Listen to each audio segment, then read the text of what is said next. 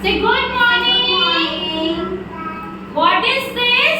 This is a puppet theater. What is this? Puppet theater. And what is this?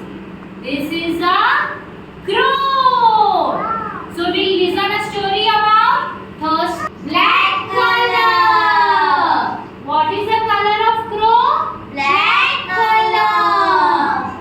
Once upon a time, a crow was flying high in the sky.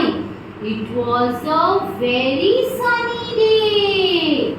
Crow felt very thirsty, very thirsty. He was searching for water here and there. He was searching for water. He went here, he went there, but couldn't find water. Then he found a pot. Happy and happily he went near the pot. He tried to land. Then he thought of something.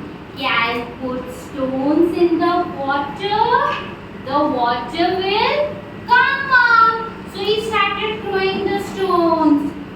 1, 2, 3. Oh wow, the water came up. Rose drank the water. She is drinking water. And then flew away happily.